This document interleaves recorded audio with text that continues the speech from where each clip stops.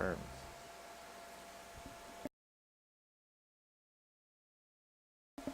Alright, collecting the sample. The brutish, dog-eat-dog existence of a slum dweller is a far cry from the quiet desperation and existential nothingness of a corporate wage slave. Yet after your time at Telestrian Industries, it's unclear which is more bleak. Speaking from experience, it's being a wage slave. Alright, the elevator rises smoothly, its blanderized music assaulting you once again as you ascend to the executive floor. End your goal.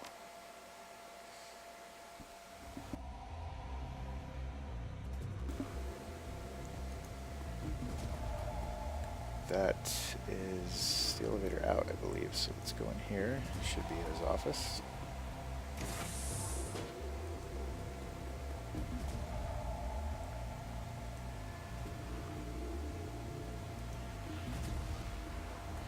Hey, this is a restricted area. Yeah, piss off. I'm supposed to be here. I got myself an interview.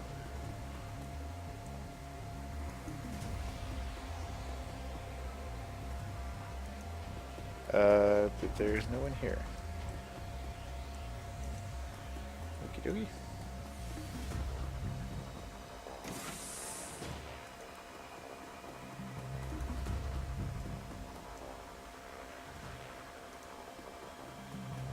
I guess we're going up again.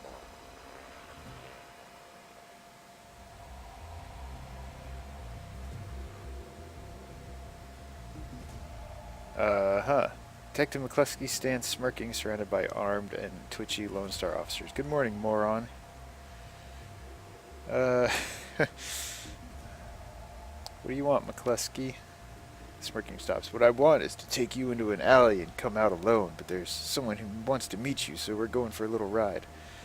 Is this supposed to happen? I don't feel like this is supposed to happen. Mr. Telestri.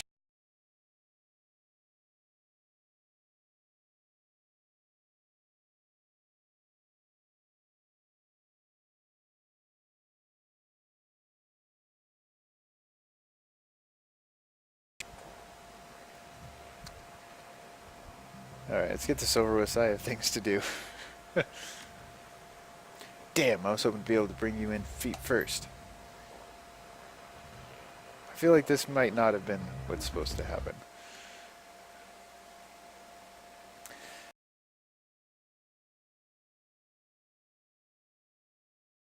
Down corridors, office buildings disappear, replaced by the gray overcast over the I-90 bridge.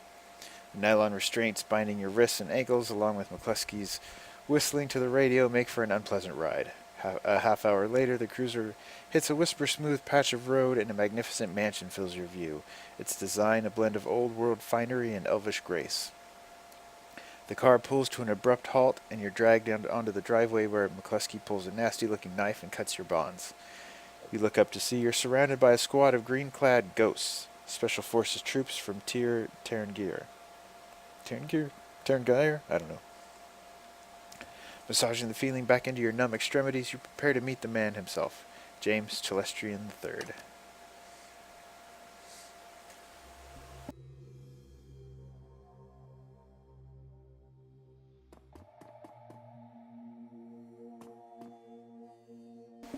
Apparently I can't escape. Klusky smirks. Want some advice, moron? Of course you don't. You're a Shadowrunner and you live by your own rules, don't you? I suggest you keep your smart-ass remarks to yourself this time, dwarf. Mr. Telestrian isn't some street meat you can impress or intimidate. He's the brains behind the throne of Tyr Tengire and one of the richest men in Seattle. And he holds your leash, right, McCluskey? You his lapdog? His eyes say I'd love to kill you now, but his mouth continues to smirk. I got one of the richest and most powerful men in the Pacific Northwest taking care of me, dumbass. What do you got? Free will? You're dumber than I thought. Enjoy your chat. I'll dispose of your body later. Alright. Mr. Quoth. The tall, fussy elf with the air of a Victorian butler studies you from far above your diminutive height. Before he speaks, he doesn't like what he sees. Mr. Telestrian is expecting you. You will find him in his office. Thank you, Jeeves. He is not amused. Delighted to be of service. You may wait here for a few moments to gather yourself before you enter Mr. Telestrian's office. Some people find that they need time to prepare themselves before meeting an elf of his stature. However, the upstairs is off limits to you, and the library is occupied at the moment. Do not tarry, though. Mr. Telestrian is not one to be kept waiting long.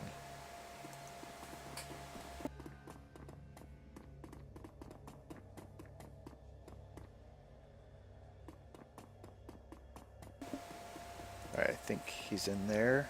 I'm not sure. I know he can't go upstairs. Who's this guy? Algernon, what's he doing here? There's a twinkle in Algernon's eye that wasn't there when you spoke at the Seamstresses Union. It is good to see you again. There is much to do. You run in some pretty different circles, don't you, Algernon? I do not run at all, Tirgar. I go where I am needed. I am needed here. Seek me out after you have spoken to James Telestrian. Perhaps I can be of service again.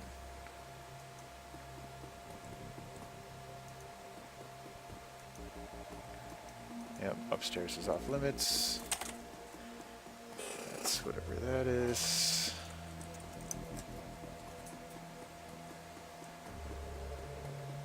There's nothing going on over here. Alright, so.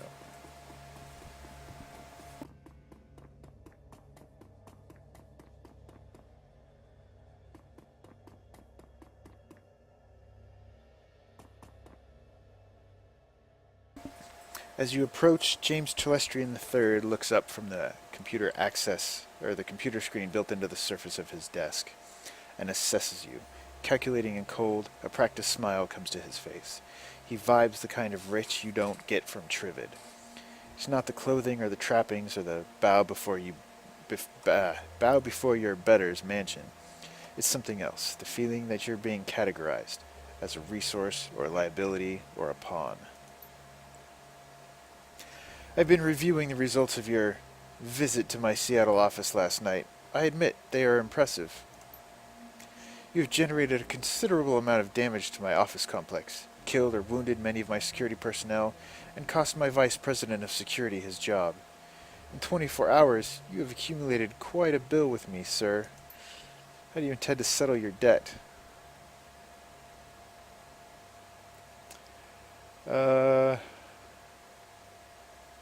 Yeah, I guess that's good.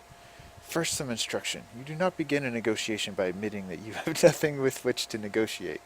However, you were considering your tactical situation. That tells me you are more than a mere street thug. Allow me to instruct you further.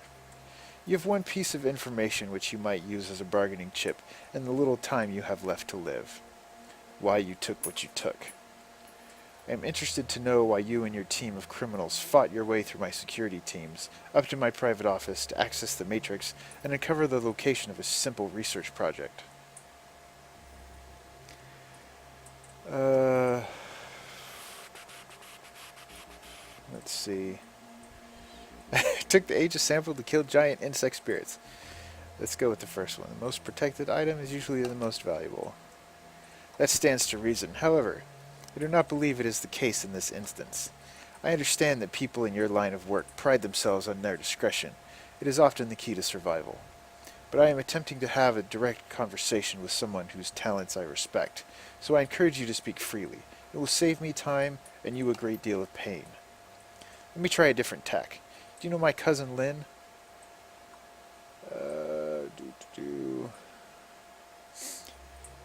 Yeah, sure, why not?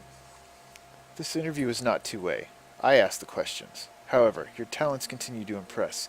I see that you are holding some of my family's dirty laundry. Did my cousin and her friend Jessica hire you to attack my office?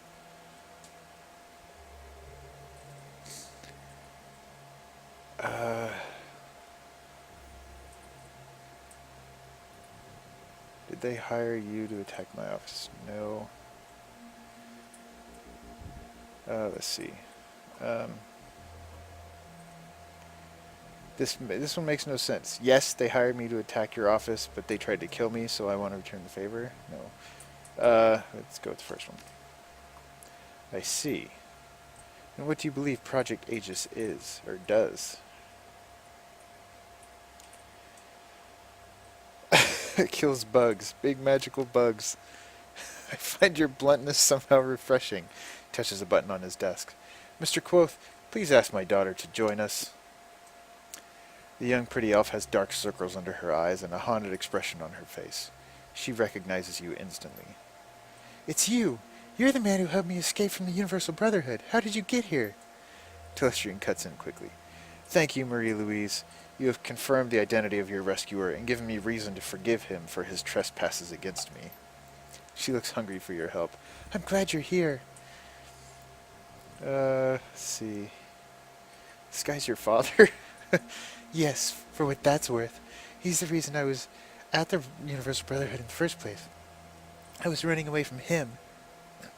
Now I can't sleep at all. I'm afraid that this is a dream and that I'll wake up and still be there with the bugs. She shudders. You can you can relax, Marie-Louise. You are safe. It is over. No, it won't be over until they're all dead. She shudders. You didn't see them. You don't understand. You and those men who flew in here, all you do is talk. It's just like you to form a committee, Father. I knew that someone had to take action. That's why I got Hakim involved. The already cold exterior of James Telestrian III turns to ice. I see. It was you and your crippled little friend who leaked Aegis to this man. We will speak of it later, in private. Now then, Tirgar, there are people I wish you to meet. The committee my daughter alluded to. This is a rare opportunity for a man of the streets such as yourself. I urge you to behave. We will adjourn to the library. I'm not really a committee joining kind of guy. Sounds like you don't have much choice. Not if you wish to draw another breath, no.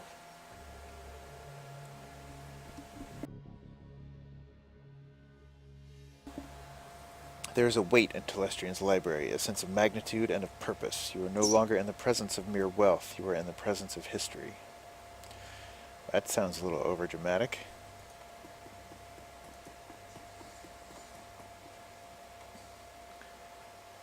Oh, alright. Talk to James. Lady and gentlemen, this is Tirgar. He is the dwarf who saved my daughter and the only one who has faced our common enemy in combat.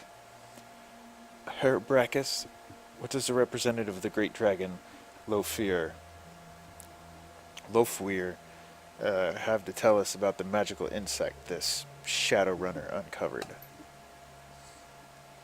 Brachus speaks slowly with a deep, melodious German accent. He takes his time, accentuating each word, relishing each vowel and each consonant, tasting them as if they were a delicacy. My lord Lofweir has witnessed the insect spirit's physical manifestation before, roughly 9,000 years ago. As you are aware, magic ebbs and flows from the earth, cycling from peak to peak over the course of 5,200 years, as the level of magic grows. Hans, dear, I love you, but you could babble on forever, and I believe time is of the essence. The painted elf addresses you. Tirgar, is it? Delighted. The bug you fought was not merely a magically awakened animal like a wyvern or hydra, or anything else in the sixth world. In fact, it isn't from this world at all. It is a physical embodiment of an insect spirit from another plane of existence.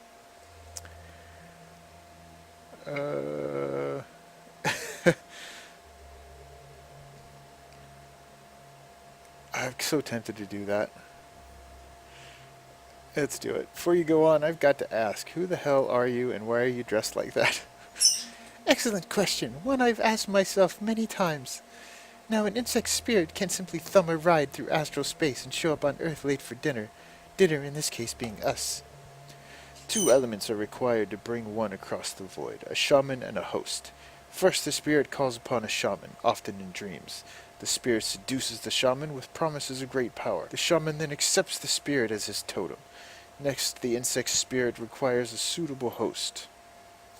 The best candidates are the disaffected and the disenfranchised. In short, the weak-willed.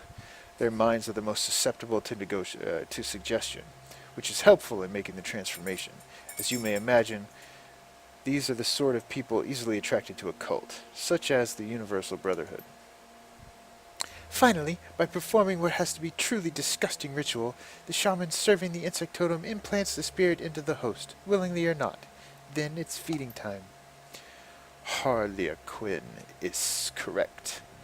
The insect spirits will then slowly consume its host while transforming it into the spirit's own insectoid body, thus manifesting itself fully on this plane. Uh-huh. What's this have to do with a great dragon and an elf who likes cosmetics?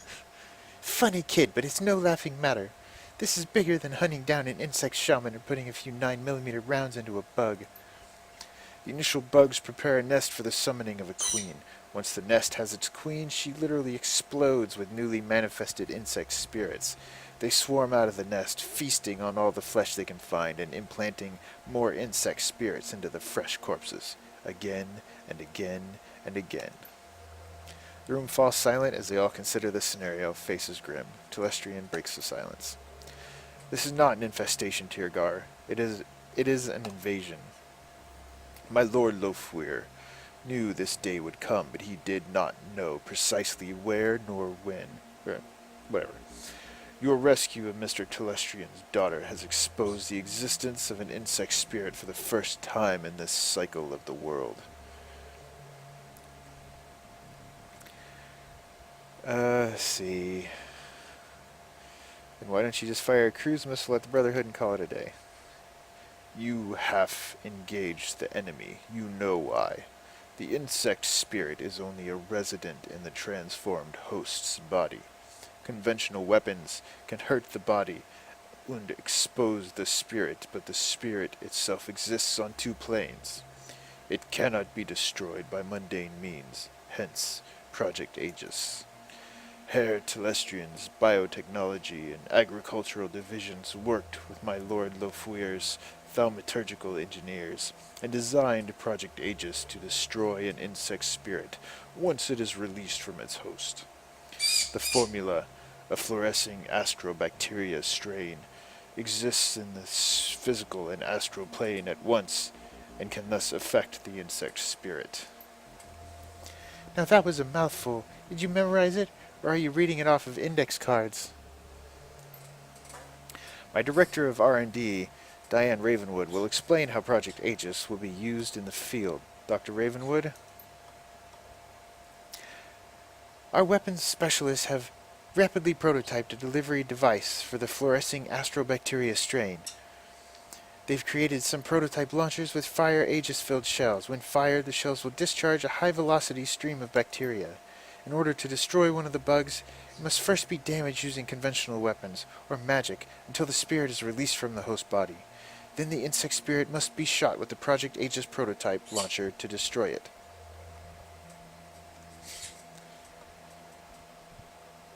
Aegis is a multi-dimensional bug spray?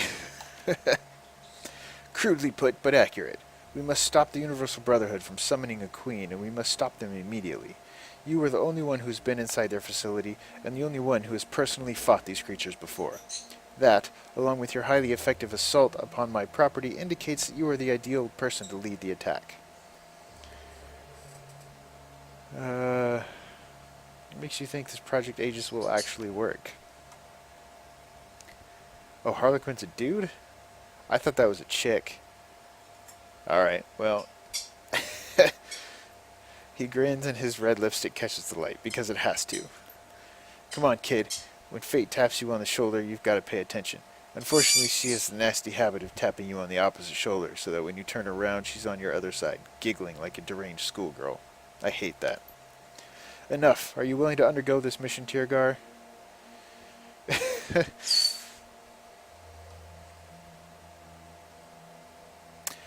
I'm a professional. Professionals get paid for their work. I assume that serving all mankind involves compensation. Of course, here is my proposal. If you prevent the queen from being summoned and destroy the insects in the next, 1 million Nuyen will be divided by the surviving team members.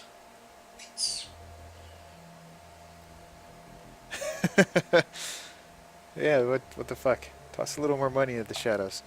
How much is it really worth? Do not overplay your hand, sir. You could still be arrested for the attack on my office, and, if my sources are correct, the justifiable but illegal death of Dr. Holmes. Alternately, I could simply eliminate you and find one of the mercenaries you hired to play your part.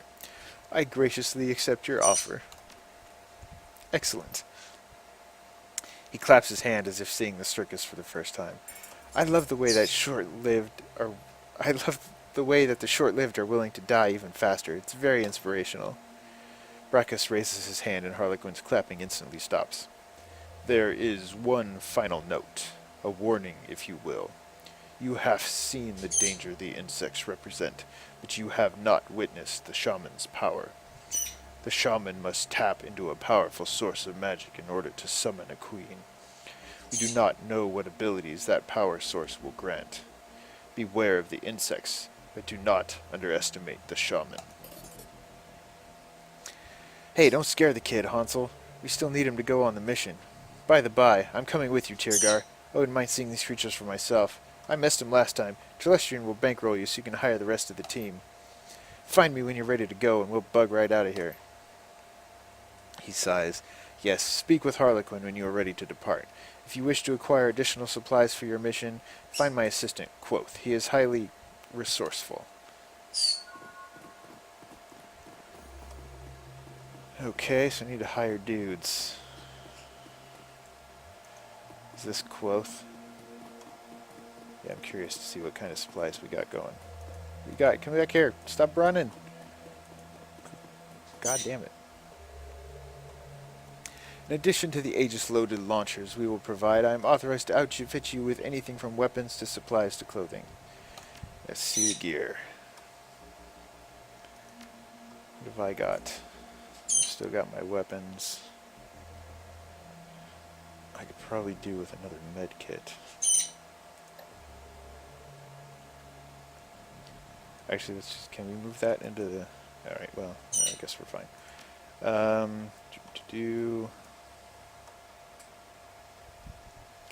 See if they have any cool new weapons.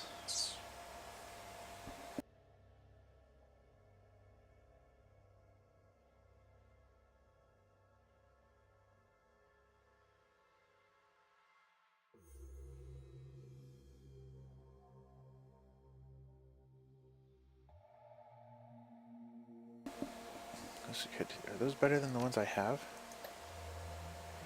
Oh, they are a little bit. No, let's get rid of this concussion grenade. Fuck the concussion grenade. Sell that. Give me one of these bad boys.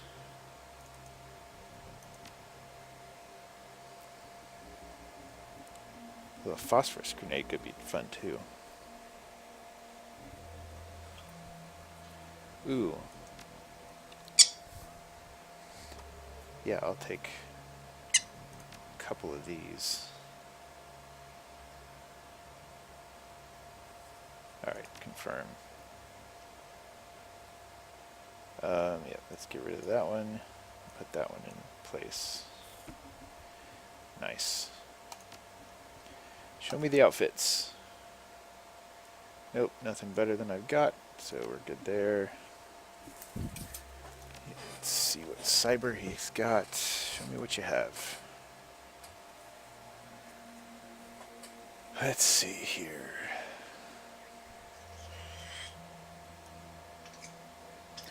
Whoa, the hell is that? Shiawas's process covers your bones with hard plastic, adds +1 body. That sounds painful.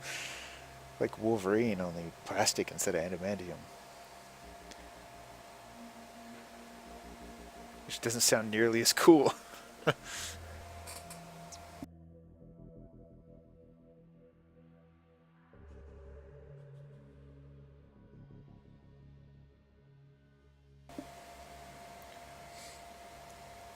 wish there was a better way to sort these.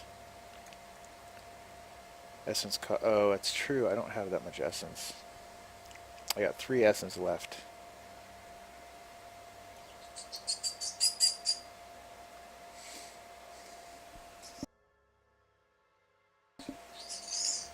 Go dermal plating. Essence cost 1.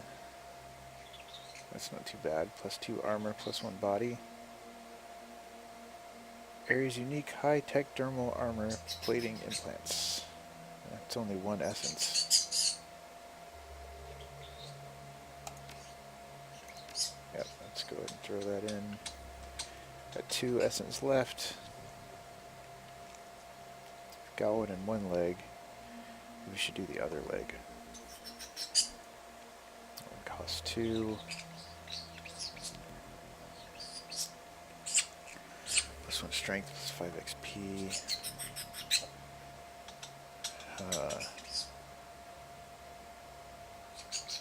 Well, I have 2.5 left. Okay. So I could do that maybe. And then maybe I should just go straight. I should just do this one. Just 2. Oh, that's a... Oh, can you only have one of those, I guess? Alright, never mind. Alright, you know, fuck it. Let's just get the one.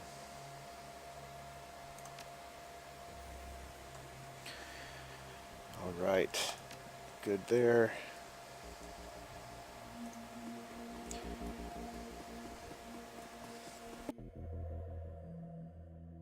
I was listening. It sounds bad.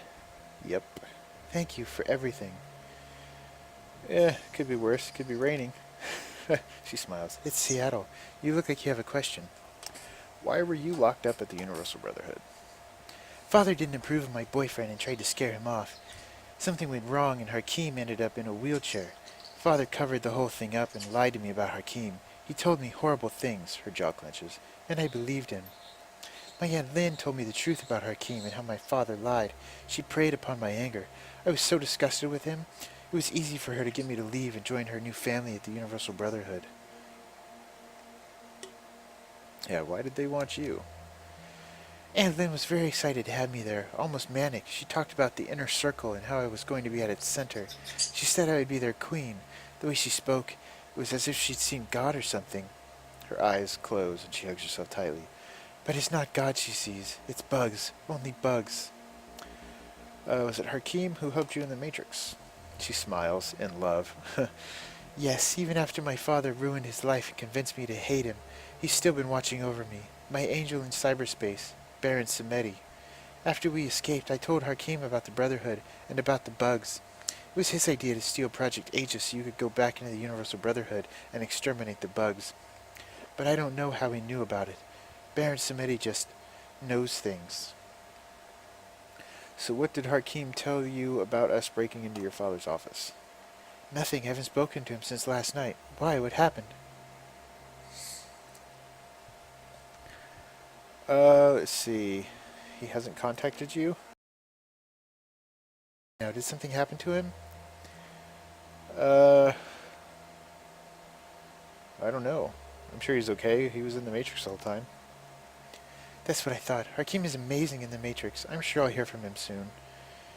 Alright. Yeah, he's probably dead.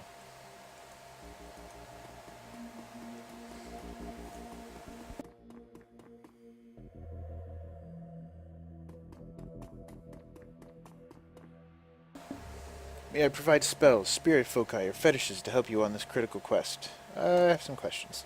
Speak it. Were you spying on me at the Seamstresses Union? His eyes widen at the question. You mistake your importance, Tirgar. No, I was not spying on you. Until Mr. Telestrian's summons, you were beneath my notice. I saw only a customer. Now, do you require my magic? Are you really here? Ushan's face takes on a dreamy expression. Are any of us? Yes, Tirgar, I am here, and at the Seamstresses Union, and a myriad of other places. On to the work at hand. Do you require my magic?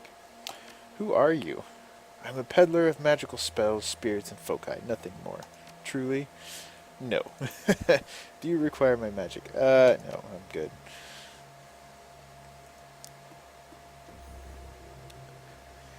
We did not allow many opportunities during our briefing for you to ask questions, Shadowrunner. You may ask them now. How did the insect spirits get here? When the membrane between planes thins, the insect spirits reach into the mind of a shaman and begin their manipulation, playing on weaknesses and offering unlimited power if the rituals needed to bring the spirits here are performed. But once a shaman takes on an insect spirit as a totem, They begin an inevitable decline into insanity, slowly losing their humanity. Eventually, the shaman completely succumbs, choosing the contentment and sense of clear purpose that being part of your hive provides. Perform your role, serve your queen. That is all. If Lofweir had seen this before and knew another was coming, why didn't he move faster? Based upon the previous cycles of magic, the first insects are not due to appear for another 700 years. My lord Lofweir believed he was well ahead of schedule. Something is different this time. It is concerning. Why do you think it's different this time?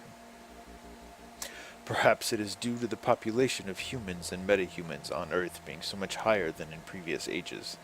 As a result, the volume of magic created by sentient beings is correspondingly higher.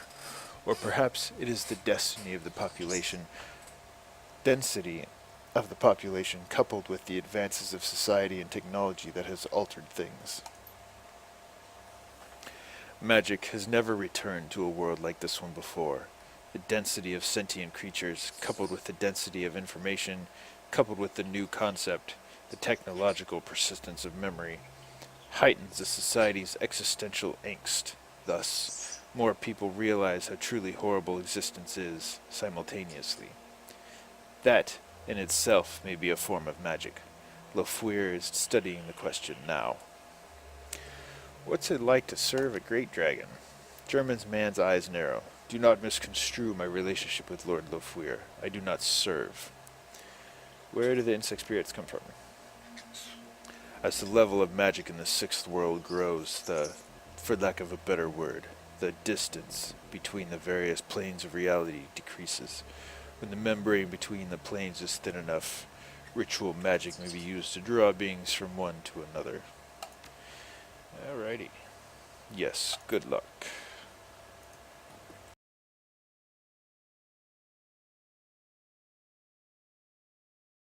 Give everyone one last chat up and then we'll get out of here. Is there something I can clarify for you? Tell me more about Project Aegis. Telestrian Industries Corporation has been working on Project Aegis for 2 years without fully understanding its use. Lofweir did not trust me with the information. My engineers finally met the Dragon's specifications 3 months ago, and had just begun the production process when my cousin Lynn hired Shadowrunners to destroy the lab and the factory, leaving us only the sample you stole. Why was Marie-Louise taken by the Universal Brotherhood? He pauses before answering. The host for the Queen is chosen very carefully, as the interactions between the Queen and lead shaman are critical. A family connection between the two roles is ideal. As you have discovered my father's indiscretion with Melinda Watts, you know that Jessica Watts, the shaman, and Marie-Louise are related by blood. I would appreciate if that information remained in the shadows. How do I use Aegis? They already told me. Why am I asking these questions? My people have weaponized the Project Aegis formula by creating shells which, when fired, propel a high-velocity cloud of the material, which should be effective at killing exposed insect spirits.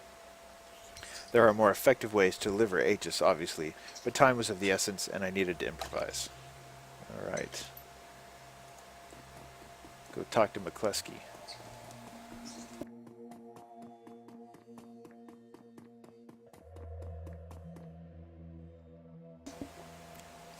You're gonna die, asshole.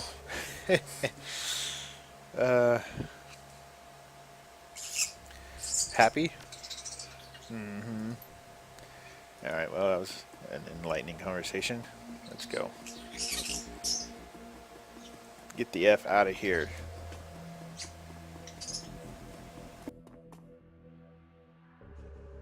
Are you ready to get knee-deep in ectoplasm? Yeah, let's go for questions first, I guess. Of course you do. So who are you? I am he, as you are me, and we are all together. Excuse me? He seems disappointed you didn't get his joke. You are excused. He bows with a flourish. I am Harley Quinn, the Lightbearer, last knight of the Crying Spire, he who manipulates Shadowrunners and fights duels with assholes. And for the next hour or two, I am at your service. What's the connection between the bugs and the Universal Brotherhood? Harley Quinn's eyes glitter at the question. Oh, this is genius. Genius. Talk about hiding in plain sight. This cycle, the bugs didn't use some whacked out shaman in a small rural village as their portal. They're thinking big. They set up shop in every major city, created a major marketing campaign, and then began aggressively recruiting the dropouts, the disaffected, and the deranged, just like any good cult. If Aegis fails, if we fail, the world will be absolutely overrun by bugs. It's brilliant. Does Hans Brockhaus really work for a great dragon? He winks. No. Alright, how do we kill it again? Ah, the fun, gory stuff. Step 1. Damage the bug using conventional weapons and magic until the spirit is released from the host body. Step 2. Shoot the insect spirit using the Project Aegis launcher that Telestrian's people created. Step 3. Keep shooting until either the spirit is destroyed or you are bug food. Rinse and repeat. Alright, let's get the fuck out of here. His eyes light up. I thought you'd never ask. Filled with magical insecticide. Yeah, we need to bring this with us, don't we?